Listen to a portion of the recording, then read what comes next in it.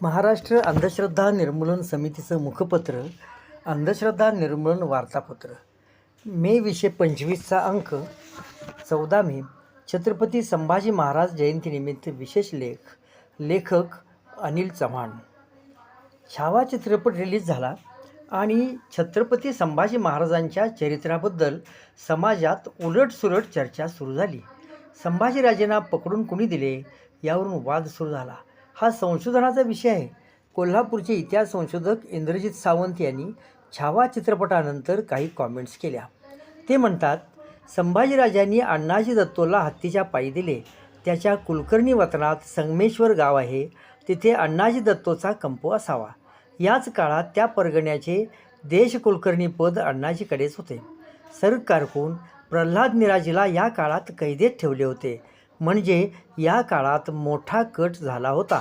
त्याचवेळी पन्हाळा जिंकण्यासाठी शेख निजाम उर्फ मुकर्रब खान हैदराबादी या सरदाराला औरंगजेबाने पन्हाळा परिसरात पाठवले होते.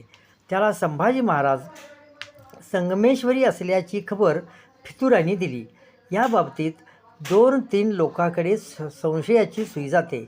एक म्हणजे रामदासांचे शिष्य रंगनाथ स्वामी. त्यावेळी दिवाकर गोसावी आणि उद्धव गोसावी यांचे भांडण सुरू होते. संभाजीराजेंनी दिवाकर गोसावीच्या बाजूने न्याय दिला आणि रंगनाथ स्वामी उद्धव गोसावींच्या बाजूचे होते. पांडिचेरीच्या फ्रेंच कंपनीचा प्रमुख मार्टिन याचे अनेक सरदाराशी कम्युनिकेशन होते. त्याने नोंद करून ठेवली आहे की संभाजीराजाला त्यांच्या ब्राह्मण सरकारकुनांनी पकडून दिले. अभ्यासू लेखक विश्वास पाटील म्हणतात, संभाजी महाराजांना पकडण्यापूर्वी 2 महिने आधी संभाजी महाराजांनी कवी कलश यांनी शिर्क्यावर चढाई केली होती. त्यांनी शिर्केला पळवून लावले होते. इंद्रजित सावंत यांनी मार्टिनचा हवाला देऊन फितुरीचे कारस्थान ब्राह्मण सरकारकुनांनी केल्याचे सांगितले. त्यामुळे चिडलेल्या एका व्यक्तीने त्यांना धमकी दिली. छत्रपती शिवाजी महाराजांचा इतिहास.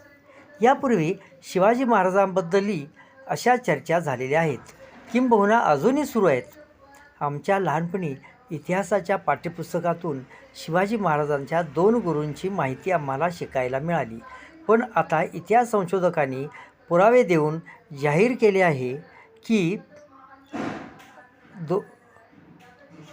शिवाजी महाराजांना असे कोणी गुरु नव्हते. त्यांच्या मातोश्री या त्यांच्या गुरु होत. या बाबीवर कोर्टाने सुद्धा शिक्कामोर्तब केले. बरे, हे आज शोधून काढले असे नाही. महात्मा ज्योतिबा फुले शिवरायांच्या गुरुबद्दल म्हणतात, पाण्यात मासा खेळे. गुरु कोण असे त्याचा? छत्रपती राजर्षी शाहू महाराजांनी केळुस्कर गुरुजींच्याकडून शिवरायांचे चरित्र लिहून घेतले. 1906 साली ते प्रसिद्ध झाले. पुढची 30-40 वर्षे शिवरायांच्या गुरुवरून आंदोलने, मोर्चे झाले. पुढे शिवाजी विद्यापीठाचे पहिले कुलगुरू माननीय अप्पासाहेब पवार यांनी शिवरायावर ग्रंथ लिहिला. प्राध्यापक तज्ज्ञ की अज्ञ.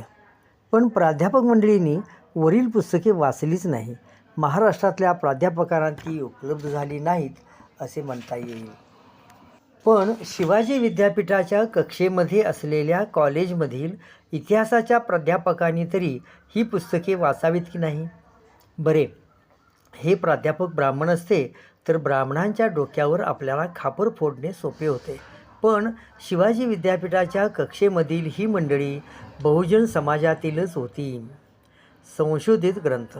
संभाजी महाराजांची माहिती मिळावी म्हणून कोल्हापुरात प्रसिद्ध झालेला आणि इतिहास तज्ज्ञांनी संपादित केलेला ग्रंथ वाचण्यासाठी घेतला. ही या ग्रंथाची 2री आवृत्ती आहे. पहिल्या आवृत्तीचे संपादकाचे निवेदन.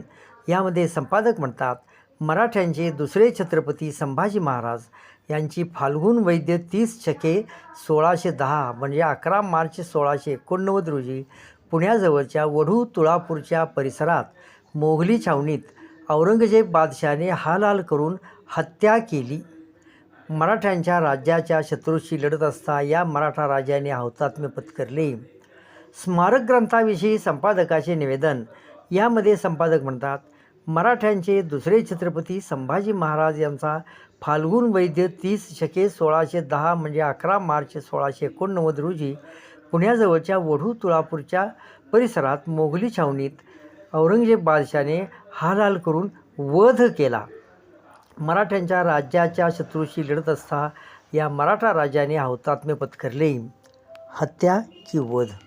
संपादकांना हत्या म्हणायची आहे की वध? खरं म्हणजे हे दोन्ही शब्द चूक आहेत.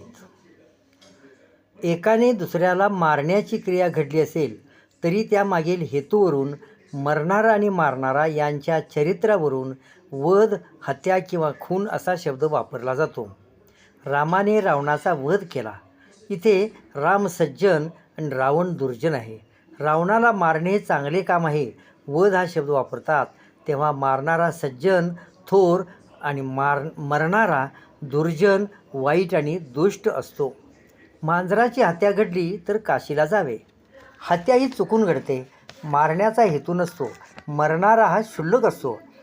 खून करून फरार झालेल्या आरोपीला पोलिसांनी पकडले अशी बातमी आपण वाचतो. खून करणारा खुनी असतो म्हणजे वाईट असतो. ज्याचा खून झाला तो चांगला किंवा वाईट कसाही असू शकतो. खून करणाऱ्याला न्यायालयातून शिक्षा होते. वध किंवा हत्या करणाऱ्याला शिक्षा झाल्याचे उदाहरण नाही. शब्दाचे हे अर्थ माहीत नसतील असे संपादक इतिहास तज्ज्ञ बनतात. त्यांचा इतिहास वाचून सामान्य मंडळी एकमेकांच्या छाताडावर बसतात. पुरंदरे यांचा इतिहास. महाराष्ट्रात हिंदू मुस्लिम द्वेष वाढवून दंगली घडवण्यासाठी शिवाजी महाराजांच्या इतिहासाचा वापर करण्यात आला. असा इतिहास लिहिणाऱ्यात सर्वात पुढे नाव आहे बाबासाहेब पुरंदरे यांचे. पण त्यांनी स्वतःला कधीच इतिहासकार म्हणवून घेतले नाही. इतरांनीही म्हटले नाही. ते स्वतःला शिवशाहीर म्हणून घेत. पण गंमत म्हणजे त्यांनी शाहिरी केलेली नाही. पण त्यांच्या या द्वेष पसरवण्याच्या कार्यासाठी सर्वांचा विरोध असतानासुद्धा पोलीस पहाऱ्यात त्यांना महाराष्ट्र भूषण पुरस्कार देण्यात आला.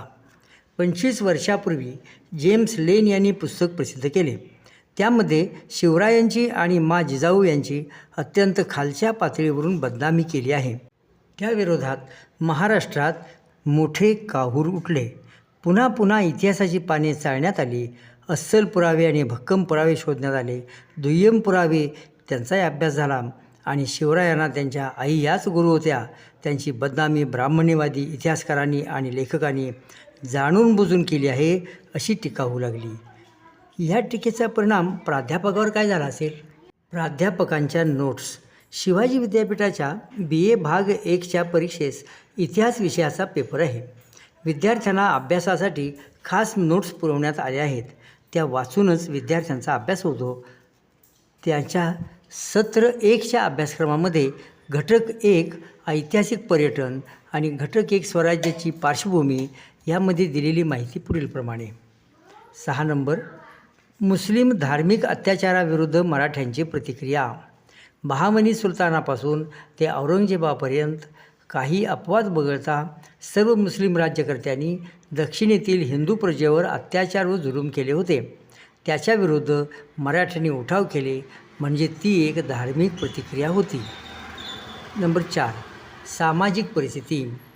मुस्लिम सत्तेचे प्राबल्य असल्यामुळे हिंदूवर अनेक अन्याय अत्याचार होत होते.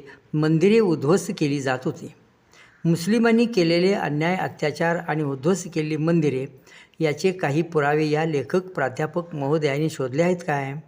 शृंगेरीचा मठ पेशव्यांनी लुटला आणि टिपू सुलतानाने परत बांधून दिला. हे उदाहरण मुस्लिम अत्याचाराचे आहे काय? त्या काळच्या लढाया हिंदू विरुद्ध मुस्लिम नव्हत्या. त्याला ब्रिटिशांनी हा रंग दिला आणि ब्राह्मणवादांनी त्याचा वापर केला. पण मुस्लिमाबद्दल द्वेषपूर्ण सवंग विधाने करण्याची सवय राजकारण्याप्रमाणे शिक्षण क्षेत्रामध्ये सुद्धा आहे. फुले शाहू आंबेडकर यांच्या प्रयत्नामुळे साक्षर बनलेल्या आणि प्राध्यापक बनलेल्या बहुजनांची ही परिस्थिती आहे. याच नोट्समध्ये वर्णव्यवस्थेबद्दल काय म्हटले आहे पहा. सामाजिक परिस्थिती. मराठा सत्तेच्या उदयापूर्वी महाराष्ट्रामध्ये समाजात धर्मशास्त्राचा प्रचंड प्रभाव होता. समाजव्यवस्था चातुर्वर्णीय व्यवस्थेत अडकली होती. ब्राह्मण, क्षत्रिय, वैश्य व शूद्र हे प्रमुख 4 वर्ण होते. विशिष्ट वर्गालाच शिक्षणाचा अधिकार होता. इतर वर्णांना शिक्षणाचा अधिकार नव्हता. विशिष्ट वर्ण. विशिष्ट म्हणजे कोणता वर्ण? त्या वर्णाचे नाव का घेतले जात नाही? हे ब्राह्मणी दहशतीचे उदाहरण आहे. पुरावा नसताना मुस्लिम द्वेष सहज पसरवायचा आणि पुरावा असतानासुद्धा ब्राह्मण्यवादाविरोधात काही लिहायचे नाही. या मानसिकतेतून इतिहासाचे अध्ययन, अध्यापन आणि संशोधन होते. ऐतिहासिक दृष्टिकोन निर्माण करणे हे शिक्षणाचे ध्येय आहे, पण असा काही दृष्टिकोन असतो हे प्राध्यापकांच्या गावीसुद्धा नाही.